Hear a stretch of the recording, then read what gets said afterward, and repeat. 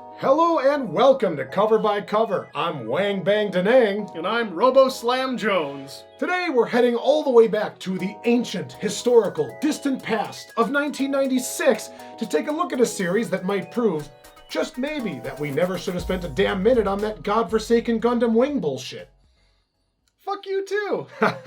It's Mobile Suit Gundam, the 8th MS Team. Oh, 8th MS Team? 8th MS Team.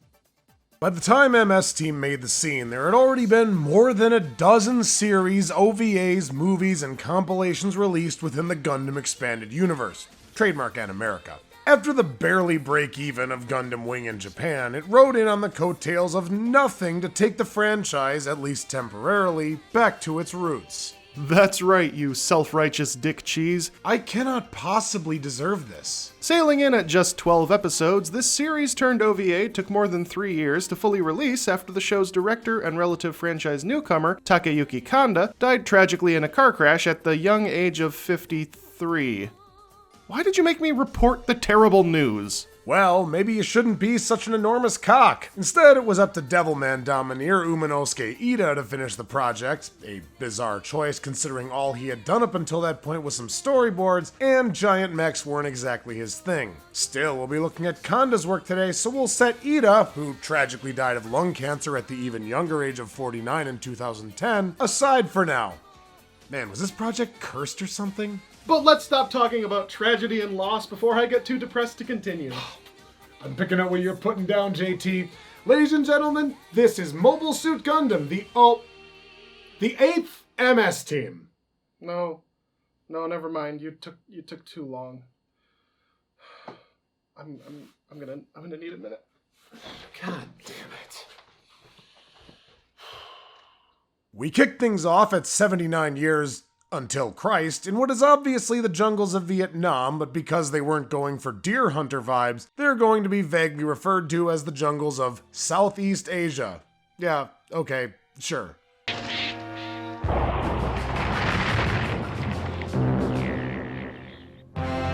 Well, I guess 3's a sex, 4's an orgy, and 5 is right out. Oh boy, time to meet our prerequisite 90s team of quirky characters! I fix them and away they march. You drinking on the job again, Gramps? Go, I am the biggest. Oh, boom, boom, boom, boom, boom, boom, boom. what the actual fuck is going on here? This is more like a scene out of Gurren Lagann. Hey, check it out.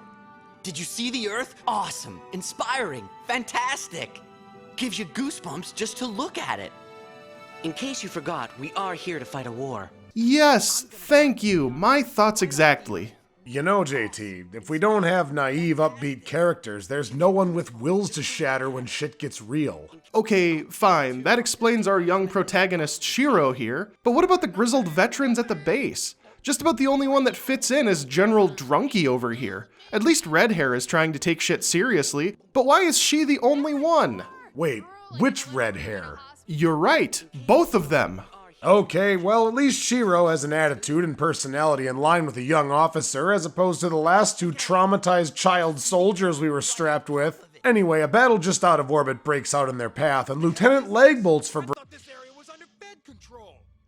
Why don't we help him? Ensign, this ship is not equipped for fighting. It's a transport. all because someone had to bring all that extra luggage. Do you have any idea how many missiles we had to dump just to fit in all those shoes? Why don't you bring your whole closet next time? Oh wait, you already did! Well, I guess I'll have to do it myself.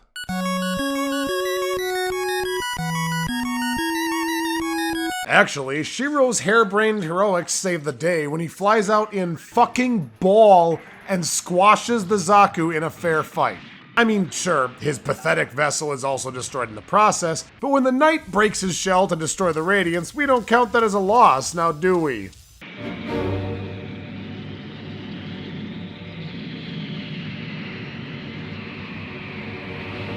A woman? Great. Now I gotta kill a chick. Again! Every time you try to be a hero, you end up being a misogynist. Actually, Shiro rescues the cornered Zaku pilot. Typical! The patriarchy in action yet again. This cishet white male is so toxic that he just has to save the maiden in distress and can't let her die in the vacuum of space like a strong, independent woman. I kind of forgot where I was going with this, to be totally honest. Okay, thanks. Anyway, he saves his bitter enemy, which leads to, a tender moment? If we work together, we may survive. Unless we run out of air.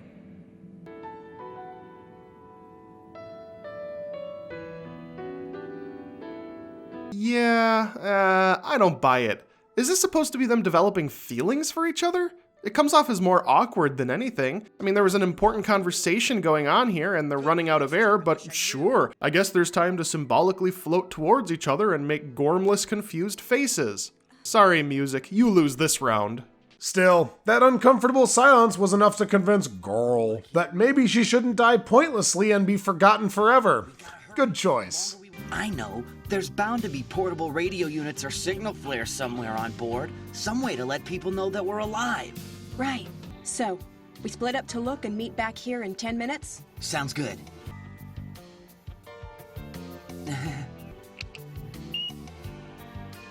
Take this. It's my personal watch. There, now I won't be able to tell what time it is and we've solved no problems whatsoever. See you later. Hey. That's it. These are perfect. The detonator has a 3-second delay. Nice work. We should be in the fireworks business. Huh? Right. Come on. This is not something you can just slam into one episode. They are enemies in an ongoing war. At best, this should be an uneasy alliance, not a budding effing romance. Damn it, anime, can't you try to be at least, 30% realistic? No. When their 4th of July gambit pays off, their deep bond makes Girl desperate for his companionship. But when Shiro points out that it's just not possible, she tells him her name is Aina Sahalin. Cool story. Can we get back to war now? Oh, shit. You see that? Don't worry. That suit was heavily damaged. It couldn't put up much of a fight anyway. Let's get out of here, okay? Right. I'm sorry. What? That suit was heavily damaged. It couldn't put up much of a fight anyway. Let's get out of here, okay? Right. That is literally the opposite of logic. Give it up, Will! Cover by cover is mine. You're fired! Are you insane? You give up! I've got an actual machine gun with live ammunition and you've got a fucking stick! If you give up now, you can still walk out of here with your life. The show is mine. Well, I guess that's that then. Only one of us can survive!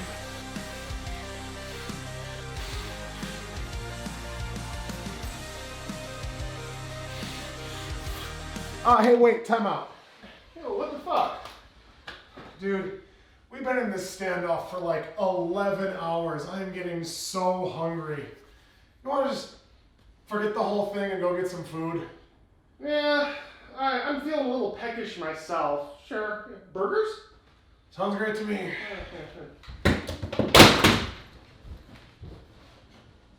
Obviously, Aina's covering for the man her loins now yearn for, apparently. But why does this guy go along with it? Is she his commanding officer? Is he retarded?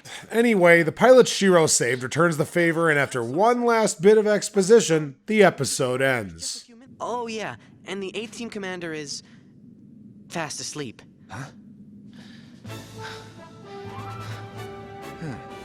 Well, they're either screwed because this guy's an obvious loose cannon liability, or they're saved because he's some sort of epic Japanese George Washington. What? You think this badass, compassionate white meat babyface is gonna suck at this? Remember, we're still in the 90s. Guys, we're still allowed to be cool. No. I agree with that part. It's just the Japanese George Washington. Yeah. Do you think he'd be better or worse than the real thing? Oh, way worse, obviously. That doesn't make any sense. He's got a fleet of giant robots and an entire organized army at his disposal. What? Right, but you remember when Washington crossed the Delaware on Christmas Eve? Yeah? Asians can't drive. Back with the 8th MS team. Wow, maybe I'm slow today, but I just realized that MS stands for Mobile Suit. No, that's wrong. It's actually multiple sclerosis. What? No way. Multiple sclerosis. Okay. Shiro and his new best friend head towards the epic Gundam base with Blondman and... Sir, Master CPO Karen Joshua. Okay, Karen Joshua. Regular American name. I can work with that. Aina Sahalin? That suit was heavily I don't even know if that has a real ethnicity. Is that racist? And what's a CPO? The captain's personal orifice. Okay, no more questions. Ever. Well, Master CPO Karen Joshua, how long have you been stationed here? I've been here for 3 months, Commander. Why? What about it? Nothing. Just curious, that's all. Very pleased to meet you. Oh, he wants it. In the butt. Or he could just be happy that he has such a ball breaker in charge to keep everyone in line so he can go fight in his Gundam without having to worry about the unit. You do realize he has a penis, right? Fuck. We then jarringly cut to only the most relevant of scenes as Aina Sahal returns to what I assume is the Zeon base and into the arms of Prince Schneisel?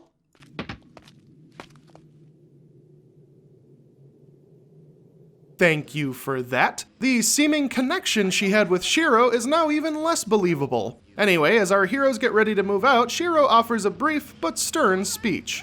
I'll do everything in my power to make sure each of you makes it back. I don't want heroics. I want teamwork. Heroics will get you killed. Unless your name is Shiro. I'm so badass I can get away with anything. Rules for thee and not for me, am I right? Nah, that's bullshit. He did that in space in a dire situation with no other option. Here, he's genuinely looking out for the safety of his team. Looks like we were wrong about him wanting to play the hero recklessly. That can only mean... in the butt. Yeah, haha, anal sex, funny joke. How dare you stomp all over my inspired banter? I'll take point tonight. Roger that. 8th team, move out. Oh yeah, he can put it in. I hate you. Shiro heads out in true protagonist form, overwhelmingly confident in his piloting abilities, only to bungle everything immediately by tripping over a tree root and exposing himself to potential annihilation. The worst news for old Shi is that this immediately causes Karen to ream him out and dry up faster than a fish in the desert. Guess he'll have to settle for anus pooper. There is something deeply wrong inside your head. Whoa, why you gotta kink shame such an awesome protagonist? That's just sad. What?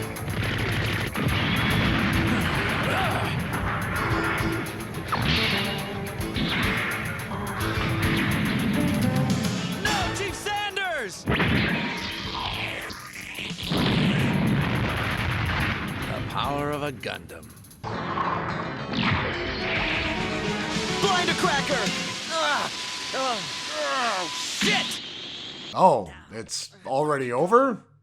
Oh, that was... Freaking perfect! Don't sit here and tell me that you wanted some sort of explosive epic clash to occur on episode 2 of the show that you lauded as being more grounded and realistic than Gundam Wing. No. What else could have happened that wouldn't have been stupid? The veteran pilot took down his target, while Shiro, who jumped the gun, let his get away when it tactically retreated. Well, come on, spit it out. That's exactly what I was going to say. In a voiceover monologue with some backing music, like we usually do. You gonna calm down now, Colonel Asperito? Did you know that Asperito is playing at Summerfest next year? Oh my god. Anyway, in the chaos and blinding light, Shiro got lost in the verdant canopy and accidentally stranded by his unit. Well, that's okay. He should have plenty of rations for such an emergency. Oh,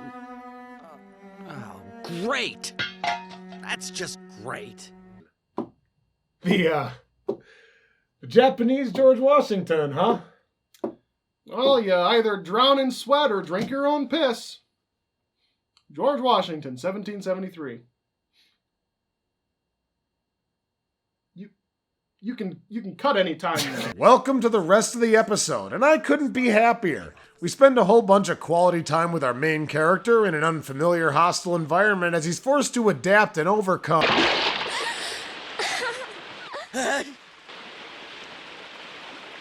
Whoa, it's a girl. This is good. Okay, what a creep.